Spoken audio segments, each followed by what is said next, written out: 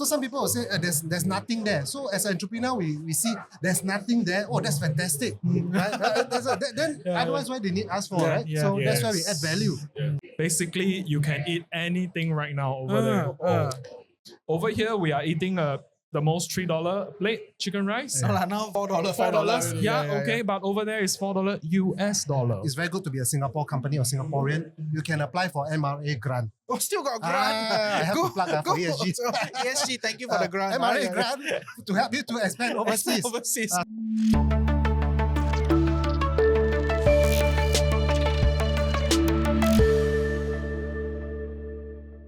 Okay, welcome back to the TFC Business Show. I'm your host Reggie, aka your Chief Financial Coconut. I am with the Singapore Cambodia Venture Club, right? And I see they're very active on LinkedIn now, right? So I wanted to find out what's so exciting about Cambodia and all that good stuff, right? So maybe go one round, introduce yourself, Chairman first. Oh, hey Reggie, thanks for having us. Yeah. We've been wanting to get on the show for very long, so finally we got a chance.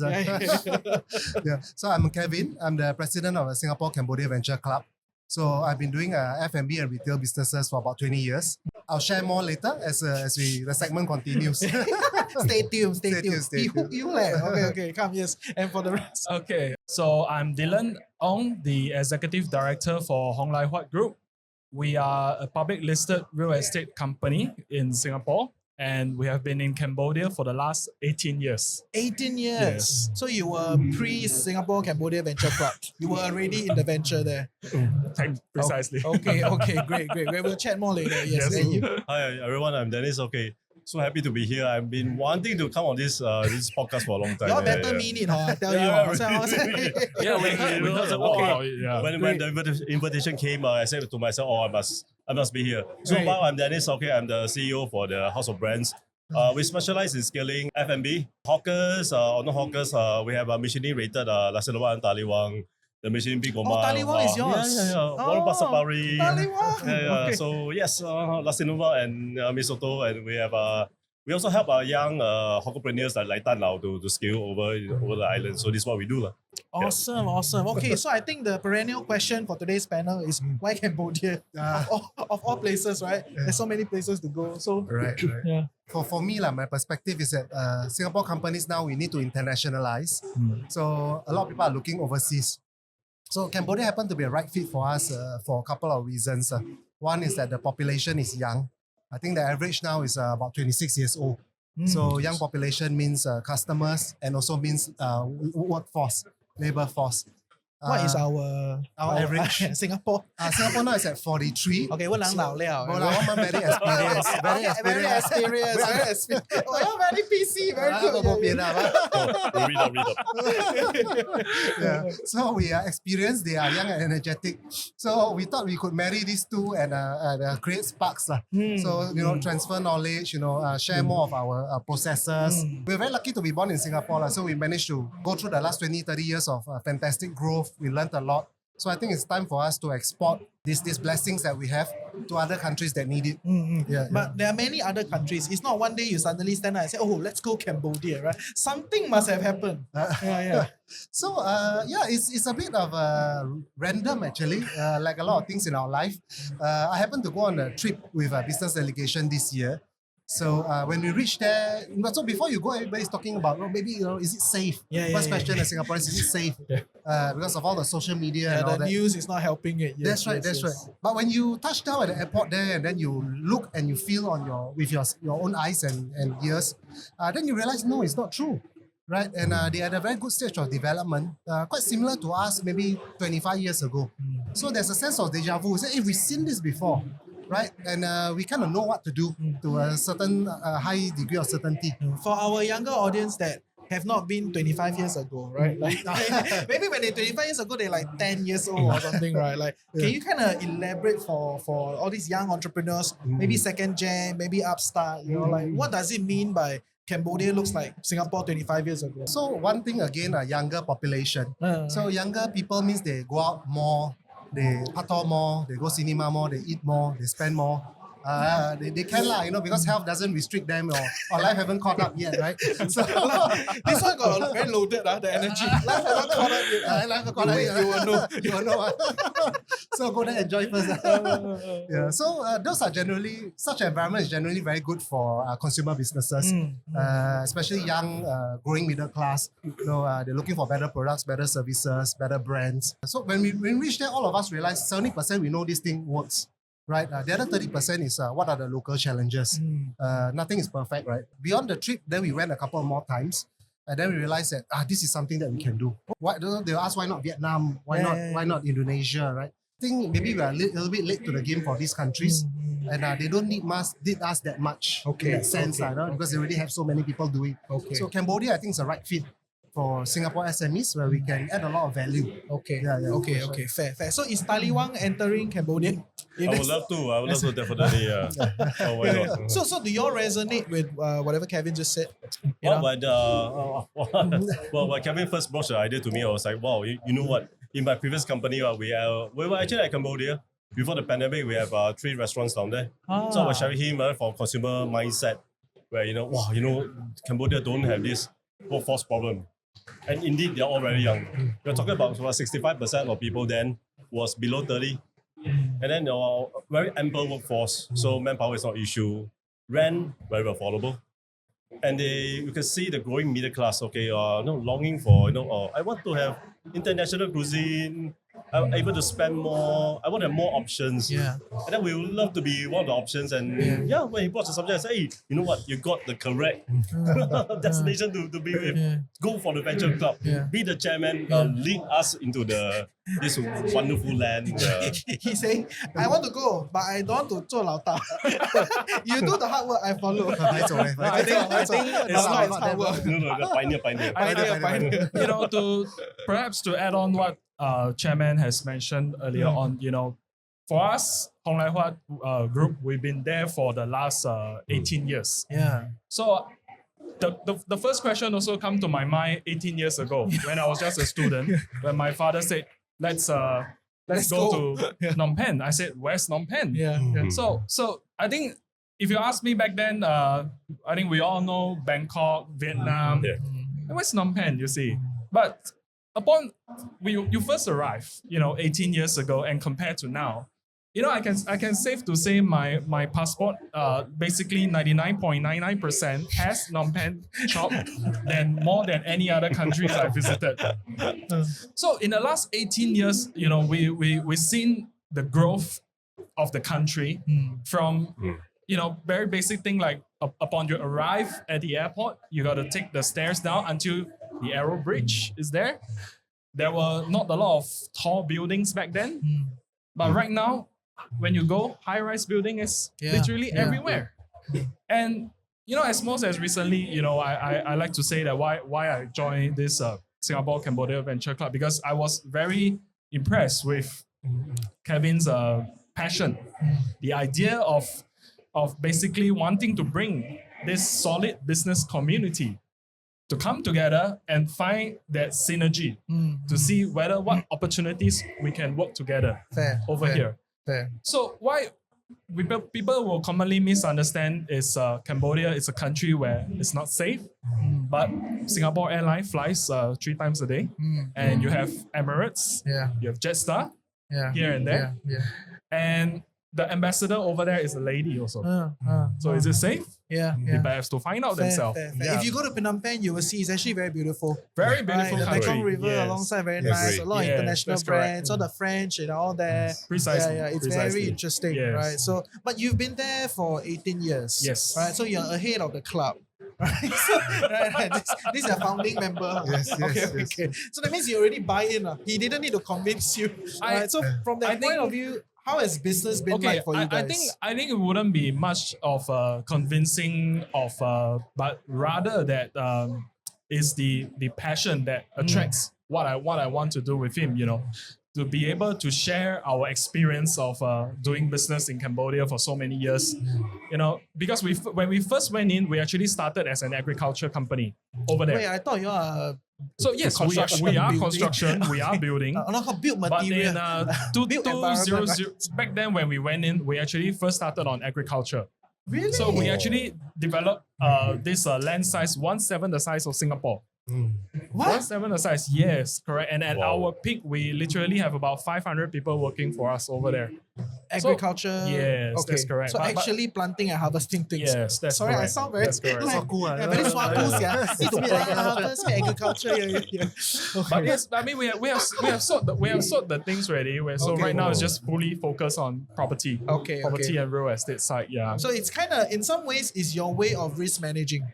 You buy the Yes. land, you grow your land bank. Meanwhile, you monetize the land with some sort of agriculture. Then you, as you get familiar, then like, okay, I can build on it. No, I would say, you know, most importantly is the policies that were being put in place back then. You know, that Ah. actually of all countries, and people will commonly ask why you will go to do the agriculture in Cambodia or even consider to enter into doing business.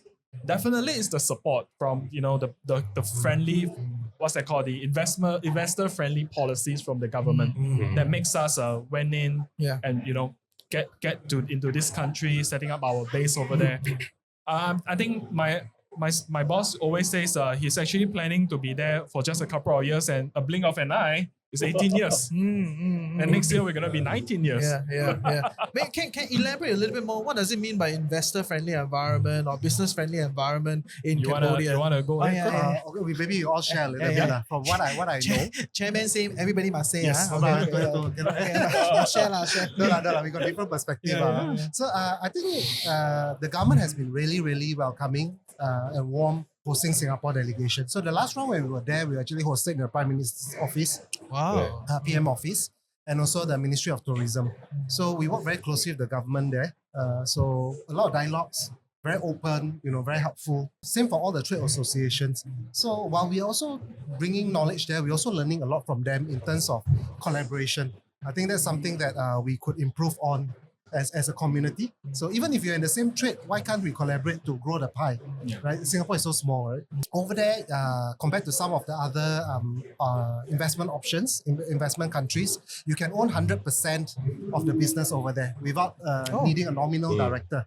So 100%. So I don't even need a nominal director. No, it's all yours. It's all yours. So I can be the director and Yes. own 100% of the company. Yes. That's compared to a lot of the other more That is developed. as friendly as it gets. Yeah. Correct, right? That's a Yes. fair point, right? That's right. Okay. You can also buy property. So any strata property, as long as it's not ground level, no land, you can buy 100%. No Okay. issue, freehold. Okay. So I plug for him lah. Condo freehold less than 100K. Must buy. Please talk to him. Yeah. Okay.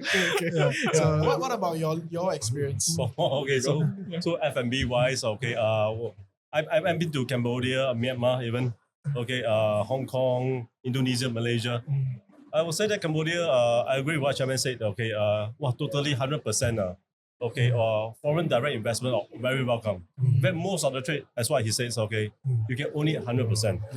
Okay, no restriction, no nominal directors, no other, linkage to someone, you get to know, no, you're free to do for most of the trade. And I find that the protection-wise, legally, okay, while there's some, you need to adjust a little culture, but generally they are very welcoming.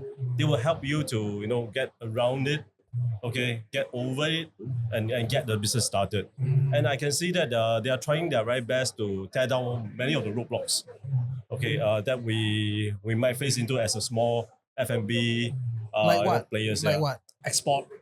And we may have some, in Indonesia, you need to apply for ML line, where it may take ages for us to export our coffee in. But in Cambodia, they make it relatively easier even through the proper channel. Yep. They understand that, okay, you relatively needs the raw material that comes in, your trainer, your equipment from other countries, declarations, they make it very simple for you. I find that very inviting. And people are ready to embrace this very challenging landscape down there. Yeah, people are changing. Interesting, Yeah. interesting. The policies are changing. Interesting. So the supply chain in itself is a big complexity when an F&B company enters into a new market altogether. Yes. So if you insist that I quote a hardship, I actually tell you the only hardship I have is the condition of the road that the trucks has to navigate to reach my store. Always pothole, okay, must avoid. But other than that, okay, in terms of clearance of the customer, whatever, they make it relatively easy for you. Okay. And this is something that is needed in my trade. Okay. Yeah. Okay. Fair. What about the built environment trade? I only recently learned this one. I think for a developer, definitely we do see a fair share of the challenges over the years, because when we develop a property, maybe you take this opportunity to introduce our project also. I can let you So plug. But if you plug too long, I will say invoice. No problem. Yeah. So far we have developed 2 condominiums over there. The first project was 737 residential units and 67 commercial units. The other one is 851 residential and 50 commercial, which was recently completed. I think the biggest challenges for us as a developer is definitely how you could convince foreign investors, some who may not know Cambodia that much yet, that actually there's practically no restriction on buying a condominium to invest. And the ROI is when you do enter at the right timing, it's significantly higher than where you could possibly develop a project in this scale, especially. On the part whereby we're talking about investor-friendly policy, when you develop a project, you need to apply the development license, the sales license. Basically, they don't make things difficult in the sense that you need to go through a lot of channels here and there. But in fact, actually, the process is quite smooth. You see, it's quite smooth like Singapore. We applied everything and it comes out very quickly. The government, you have any issue, you approach the ministry, they're very helpful to support you. So we so far we are quite lucky in the sense that over there over so many years, able to see the country grow. And definitely, I think I always commonly share one of the most important is the prices of the property is going up very, very high. So 18 years ago, a typical shop house will cost you 30,000 US. Right now, possibly 300,000 or 500,000 even more. Yeah. Wow. So much higher than Okay. that. And that's in the city, you see. Yeah, historical does not mean future. Okay, just to be clear on that. Disclaimer. Yeah, disclaimer important. This is not financial advice. Okay, Yeah. but on that note, right, it sounds very rosy, but nothing is ever that rosy, right? course. So what are some of the problems that you experience or some of the hiccups that you hope can be better? So something I hear very often as I was exploring Cambodia is that people say a lot of training is required. Not because people are lazy or they're not clever. It's because at the stage of development, they have not been exposed to a lot of things. So sometimes, like Singapore F&B outlets, for example, is down to two aunties running a whole F&B outlet, right? So, but down there you see 15 people. Our auntie here is very powerful. Yeah, very productive. Very productive. Can One scan to run card, the ask show. for point, open up, pack. Our auntie is solid one, really. Yeah, so down there you will see 15 people doing the same thing. But it's $1 an hour, the salary, right? So what they lack in that knowledge, they make up for quantity. So where we can go, I think, to help them with this training, knowledge transfer. So you mentioned cannot be everything rosy. So rosy is abundance of real estate, abundance of labor. So these are challenges that we have here. But not rosy is, or the challenges are that they don't have the knowledge, the technology, the systems. And that's why I think it's a good marriage for Singapore and Cambodia, where we can bring all these things that we have learned due to our constraints and implement it over there. Right. So that's what I see from an F&B service perspective. Okay, fair. What about you guys? Okay, so my own experience is that, there's abundance of workforce, yes. But in terms of they're relatively low skill. So Very yes, you need low to skill, make up in numbers. You do a fine dining, I'm very sure that you need a lot of training. In fact, you probably need to import trainers to go in. So this is one not so rosy part. And the other part Actually, when I was in Cambodia, right, I felt like the restaurant industry is very small. Right, back then when I was there, because my theory is because the disposable income is not at the level yet. That was about 8-9 years ago. Not at the level yet to develop a restaurant industry. You know what I mean? So everybody tapao from home, and they bring to work, and then they makan. Right, so it's actually very hard to find a place to eat. I don't know. That was my personal experience back then. Right, so is that a basis to think about? Like maybe I could add something on course, this. please. For I think for the F&B wise, basically you can eat anything right now over there. Wow. I was still complaining to my mom back then. I said I had kopi here in Singapore for $1.50. $1.20 Sing, but I bought a big coffee there at Yakun for $3 US. And there is a lot of local Cambodians dining there. Hey, Yakun, Yakun, $3. and secondly, the chicken rice over there, the Singapore business that went there. Over here, we are eating the most $3 plate chicken rice. now $4, $4. Okay, but over there is $4 US dollar. Yes, USD. And they sell out by 2 p.m. each day. You can see the Who restaurant. do they sell to? Local Cambodian workforce. Correct. Yes, I can tell you, I won't be surprised sometimes when I come out from my office and I don't see my staff during lunchtime. They all go out and makan. They go out and eat. So it's kind of like how in maybe a few years back we will go for like ramen or we'll go for like fish and chips. It's like outside food come in like we pay more. Actually, over where they are, it's not very expensive. Well, you could technically find Genki sushi right now over there as well. You know, all kinds of Singapore. Is Genki your member also? Abe. Genki, shout out to you. Okay, next time. After this.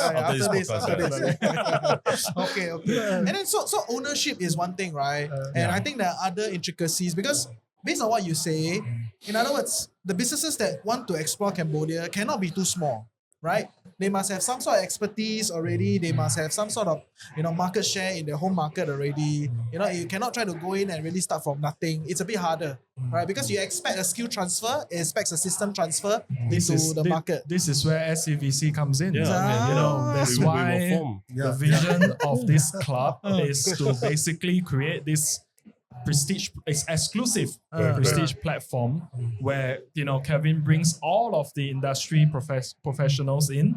So I wouldn't say that you need to have some sort of skill here, but rather so long you have that passion, like my chairman does. Determination, that some determination. To spend, right? Yeah, definitely. But I think it's not difficult to do a business in Cambodia, definitely for sure. But I always tell people who doesn't know the country, you need to partner with the right people over there. That's very crucial. That's very important. And that's why y'all are syndicating the community here, and then go over to get I think safer with together. SCVC, right, we simply lower down your risk appetite for this venture. We wanna make it in the fact that in Singapore you want to buy a property, you look for a property guru. So if you go Cambodia, you want to do a business, look for SCVC. Okay. We could help you bring out everything. Okay. So what is the value prop then? What do you all usually do to kind of de-risk and all that? And all this. Okay. So maybe a little bit about how the whole SCVC thing came about. So I think pre-COVID, all of us are so busy that collaboration wasn't top of mind for SMEs. And you're so busy, no time to think. Right? So I think pandemic was very painful for a lot of businesses. Although we Asian, we always don't say on. Everything good, But obviously it was very challenging times.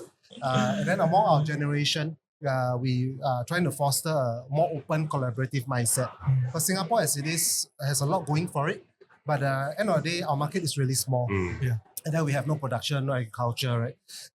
And for us, singular SME to go to Phnom Penh, for example, to open a restaurant, how do you justify this whole supply chain or your time to manage that one restaurant? It's not going to work, right? So, but if we're going together as a group of 20 and we take an entire street, which is one of our projects, we intend to do a Singapore street with all the brands that we have in our club, then it's a different proposition because then you can consolidate all the manpower. So one GM manages 5 to 10 brands now instead of one brand. One warehouse for the whole street, one logistics, one office, one everything, right? So there's a lot of economies of scale that come from collaborating. And instead of going in as individual businesses, we intend to go in as a consortium. So everybody maybe put in $30,000-$50,000. So 20 of us is $500,000, 1 million. So down here you could probably do a restaurant, right? Because of the over there can run a street. Yeah, so we have a street. which is nice, you know. Finally, you can say, I bought this street. Yeah, so we're a bit late to the game in some places. So there we see the opportunity to do that. And then also to export Singapore culture. So instead of Singapore chicken rice alone, now you have Singapore street. It's something we can be proud of, and then we can also promote more tourism over there. So if all of us already there, then it proves that it's safe, right? Yeah, then we can help to bring along things. So other than make money, we also want to contribute back to the people over there. So Of course. Yeah. Fair. Okay. Any things to add on that? Or is that a similar experience that you have? Wow. Because you got quite a few brands. Yeah, I got think quite people great. love yeah, here. Yeah. So okay. So put it very simple. So if this was not formed, okay, there's no Singapore street, no Dylan. Okay, I probably won't be there. Yes. Yeah, because they need to set up the infrastructure, the framework. So when I was small retailer, I asked, okay, so everything has been set up, and the environment is right, the market is correct, must go now. No, we cannot afford to wait for another market. There's not going to be a lot of this kind of market in future near us, you know. So we miss some of the countries like you know, in the past. We can't afford to miss now. Okay. Now there's never a good time. Now is the time. We felt. Okay. But this is all opportunity cost, right? In a sense, right? Because you have X amount of capital on hand, right? And if I put in Cambodia, then I maybe cannot put in Indonesia, right? Or then maybe I cannot put in Vietnam. You know? So this whole, when I look at it from an overall landscape within our neighbors, right?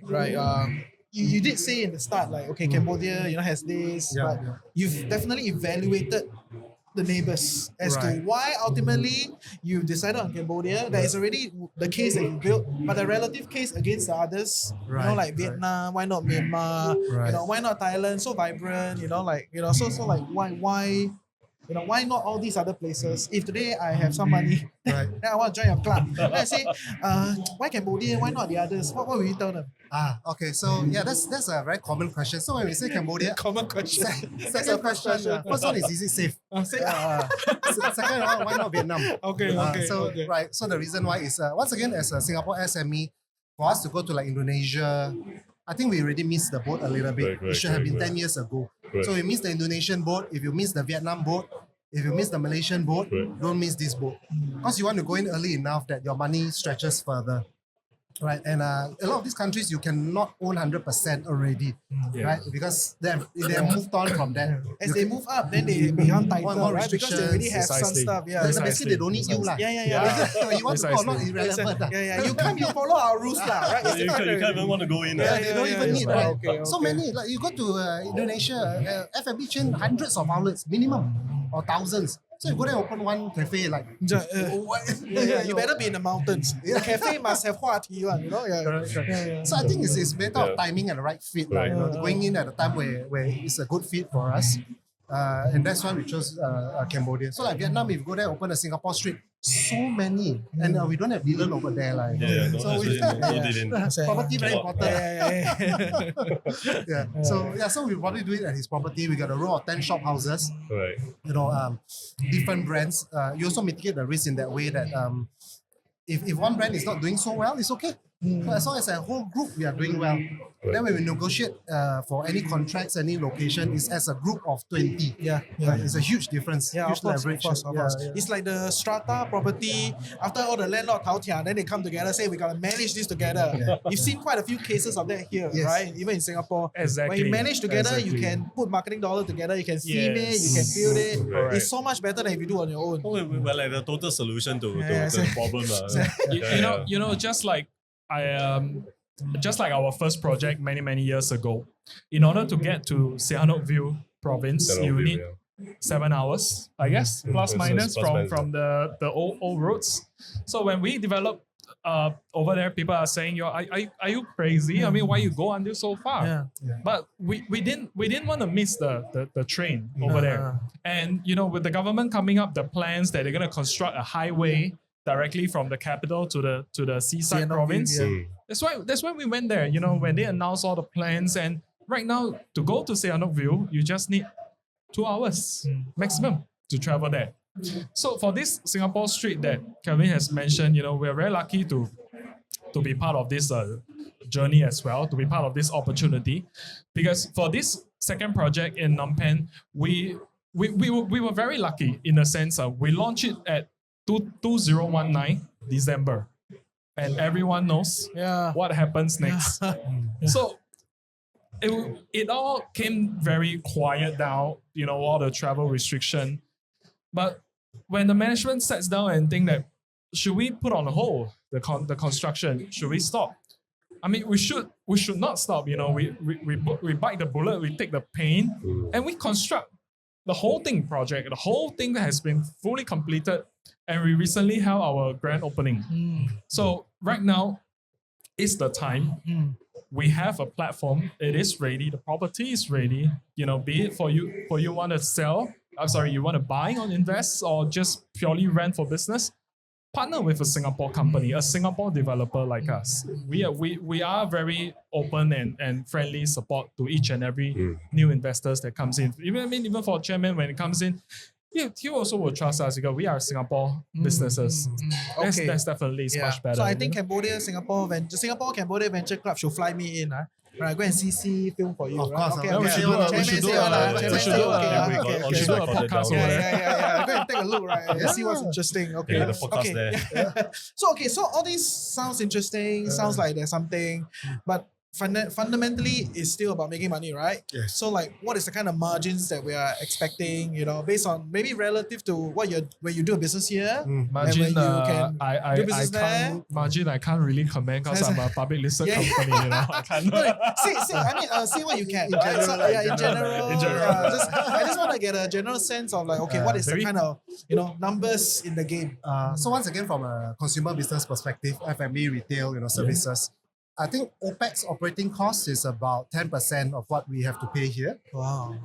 So for example, a lot of properties are $1 per square feet for rental. Right? Correct me if I'm wrong, but I think it's about there, $1 to $1.20 per square feet. Labor Now cost. Ubi also $4. Yeah. We are. That's Yeah. maybe startup Yeah, meeting. yeah, startup 30 meeting. years ago it was the same lah. So sometimes we say, if I could go back in time and do it again, what would I do? Right? So this is going back in time and doing it again lah, by being more clever, right? So yeah. So labor cost, part timers, I think for F&B is about $1 an hour. Right. So which is also about 10%.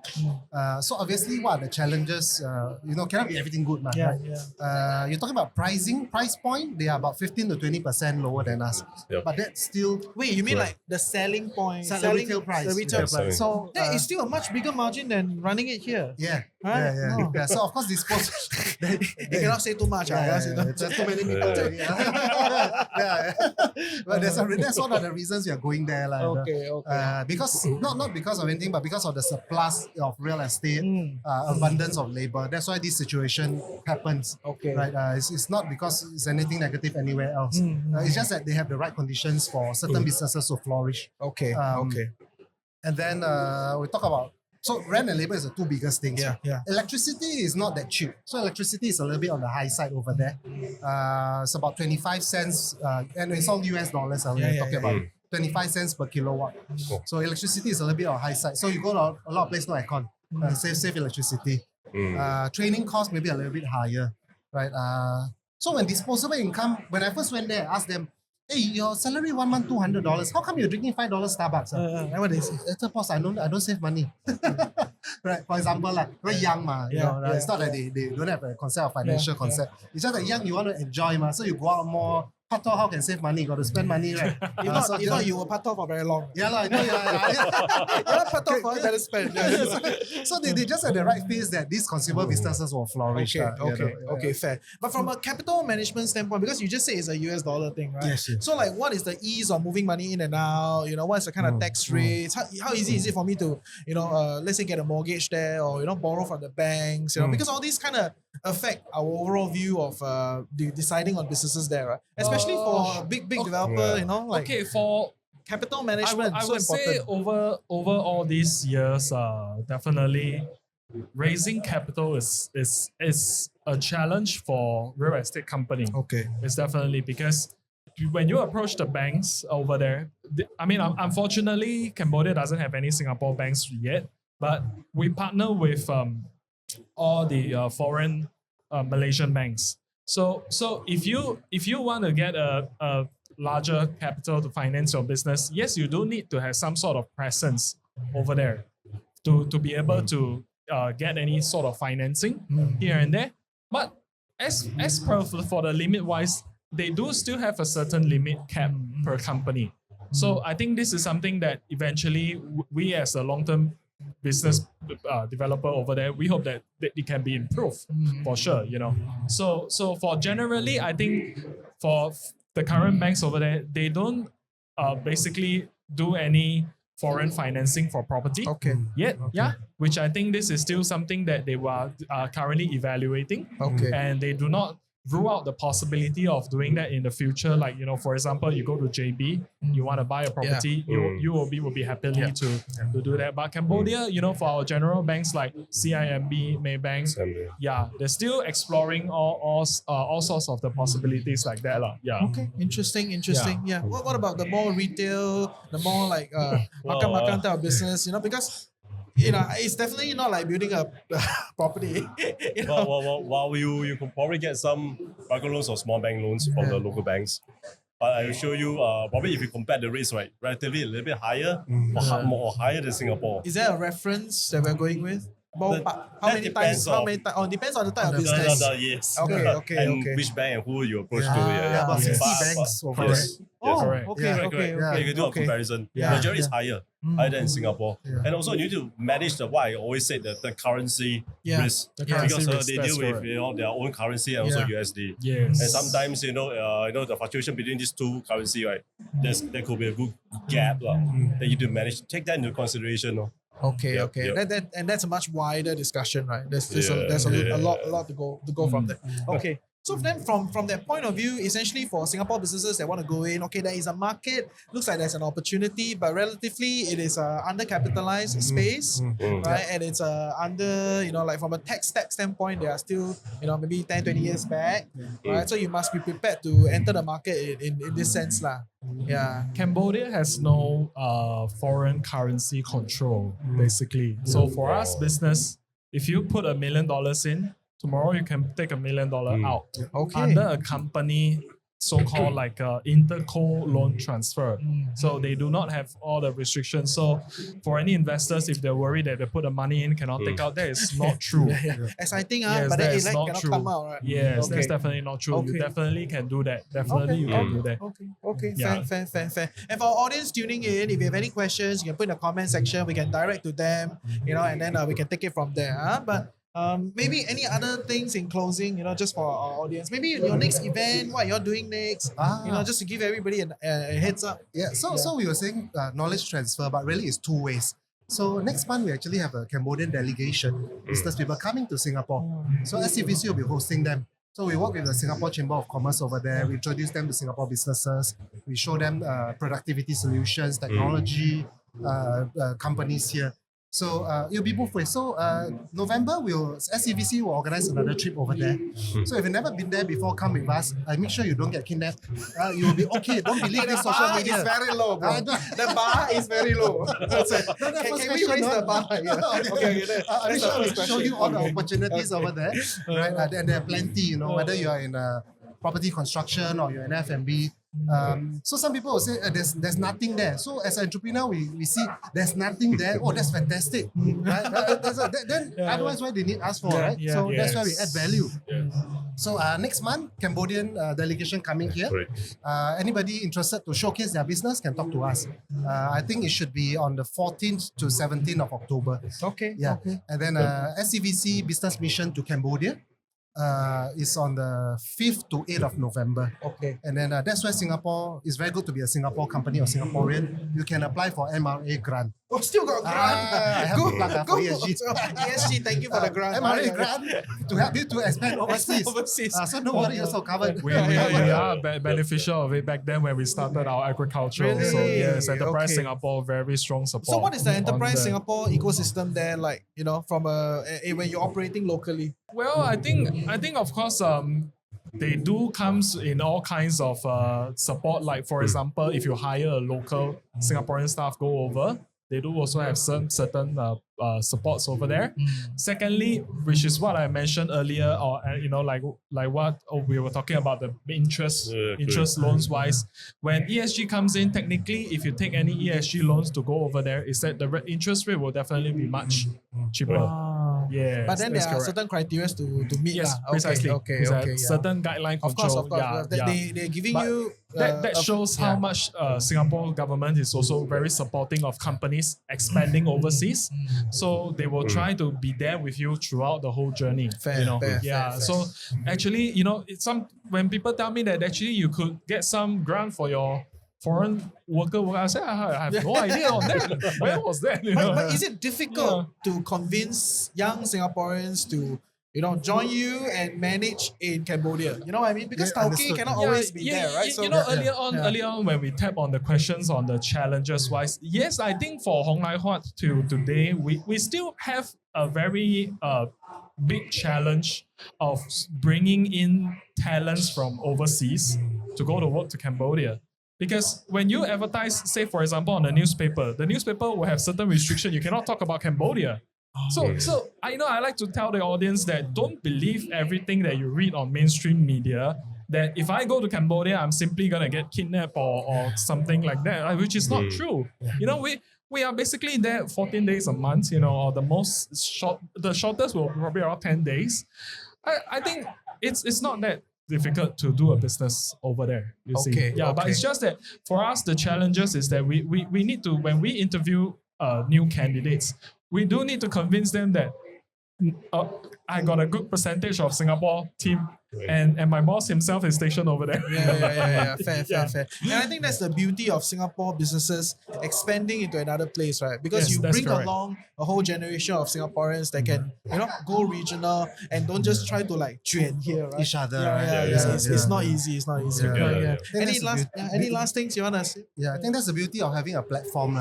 So like if you go there and open an individual restaurant, how can you afford a Singaporean to go over there and manage? Right? You How much you want to pay? All your margins gone. Yeah, right. You can't, right? So, but as part of a consortium and the platform that we created, then we can afford maybe one really good solid guy to go over there and do the knowledge transfer. So that's also part of economies of scale that we are hoping to achieve. Great. So are you still hiring GM for Singapore Street? We're still hiring. Really? Okay. Yes. Always hiring. Always. Okay, if you want to be the GM for the Singapore Street, right? You can email here. Okay, we'll put the Or link. working for a developer. Yeah. You can come to us. Okay. Awesome. that, yeah. Thank you for your time. Thank you. I hope to see you in you. Cambodia. And I think that's all for today. We'll see you on the next panel. And this is the TFC Business Show. Bye.